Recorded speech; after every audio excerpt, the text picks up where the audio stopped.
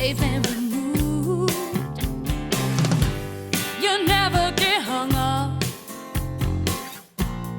Never. Hello. Is this good? Yes? Okay. That was a really long walk, actually. So I'm going to read you 8 minutes and 50 seconds worth of poems. First, Rhinoceros Hands. I see him sit, zoo creature on a stool. It's hot like only places 4 blocks from the river get hot. He crosses wrists to 4 fingers hooked. In his house, nighttime cockroach walls and cricket song. Dad, get a girlfriend. I don't say it. Instead, I grab 2-liter bottle of table red, plunk, he calls it. Dad, buy better wine. Summer in the Verde, that river births hordes of mosquitoes a day. He moves subjects and wine glass, talks window screens. There's a skunk under the house, he tells me, but it hates NPR. I guess he leaves the radio on, a voice in the house. Dad, I want to say, I should move back home in the summer. I see purple skatings corrode his nose and scar below lips left side, where doctors cut out skin, melanoma mole. Dad, I say, skunks don't listen to the radio. Just must not be anything around a skunk. He rubs his eyes, eyebrows, and sunburns with hands I thought were rhinoceros skin until I was 7. Fingers all solid bone and tamale husks now. He checks his palms and handbacks, examines the fatness of hard-worked fingertips. His hands sing contrast against the slickness of new tiles. These days, he always remodels. Small house with new pantry and clean corners. Dad, remember when I thought you had rhinoceros hands? His chin dips and his cheeks pull up into smooth red fists. The older I get, the more I love him. He puts his elbows on the table and looks through his splayed fingers like open summer shutters and assures me, they are. And I looked at my dad and almost wept, so don't do that. And to round it out, we'll talk about my mom. So this is an image of my mother. It's never completely clean. In between the slight splinter of old wood laid in thin vertical slats fading from the deep red of apricot pits to the blonde copper of shuffled feet. And the underside of the cupboard doors that hasn't seen the splash of dishwater or the crash of a panting dog coming in from the summer heat. Outside of these tiny details, the house is so clean. The floor is swept every night after dishes, loosely threaded bunches of dog hair pulled from the tops of the broom sweep twice for good measure. The thin cover of dirt and mineral rinsed from terracotta pot plates and quickly, skillfully, dead tips from herbs and aloe are pinched and thrown out.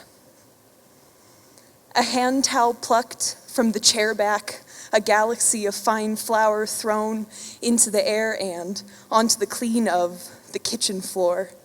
There, a foot tracked reveals the color of flaxen stone fruit, like walking in the dust of desert snow.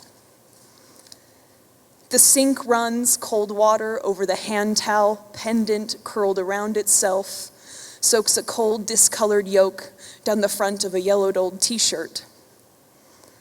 Sitting with her feet on the wood wicker seat of a kitchen chair, she picks her teeth with a chewed-on toothpick.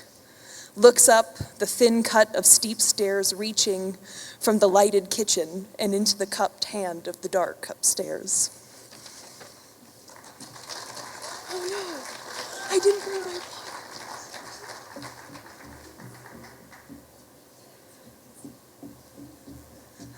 Unprepared.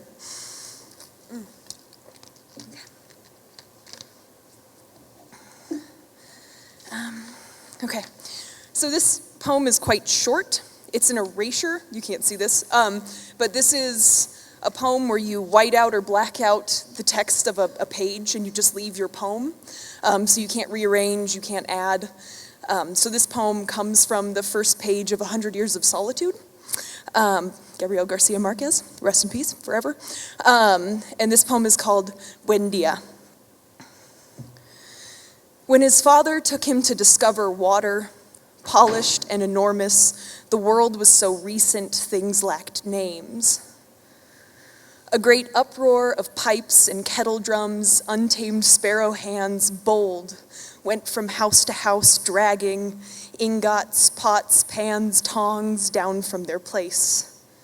Even objects that had been lost went along in turbulent confusion. Things have a life of their own.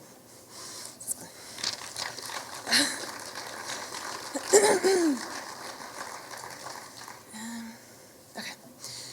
And this is, I guess, a still life poem. There's no action. Hope it's not totally boring. It's called In the Corner.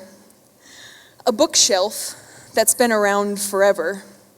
Years of dust on books, old books unopened, weeks of reading logs with a name written in uneven, sometimes backward hand, and clippings, more clippings, duplicate clippings of grade school soccer in worn back photo albums.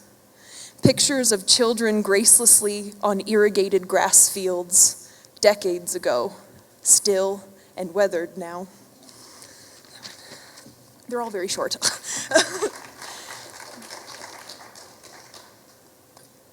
And this is my last one. It is a litany.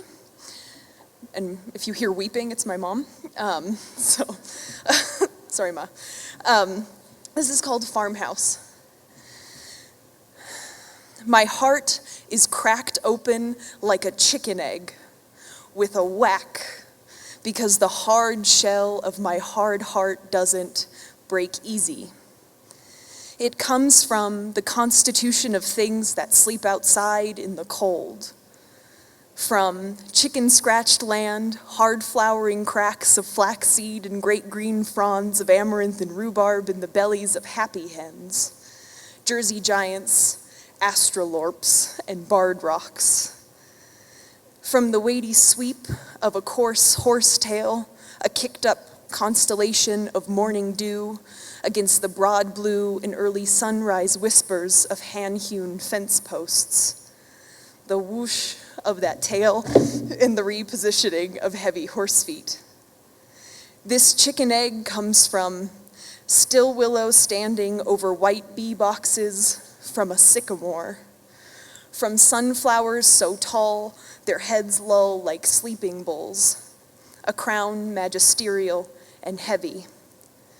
Cracked open and free, open like the weightless tumble of baby goats, Nubians with a happy sprawl of stick legs who stand on the picnic bench, eating marigolds planted in terracotta pots hung from the rafters. Open like a white-throated sparrow's flight flint against smooth barrel organ mesquite bark. It is not the brittle blonde of October pine needles, it is slick like river rocks. Not the muddied amber of sulfur fields where no grass grows, no horsetail reed, no prickly pear. It is the smooth, long body of butternut squash, freckled by the peck of chicken beaks, the almost blood orange flesh exposed like summer sunburns. It is hard and clean like the brine of countertop pickles. The Midwest that rode 1,600 miles southwest to leave heartbreak on the plains to work hard in the hard sun. It is squash blossoms rolled in cornmeal, fat with goat cheese and sage. It is whiskey and honey and chamomile. From the saffron of bruised apricot skins to the translucent linen of onion husks, there is no orange as glorious as the orange of my chicken egg heart.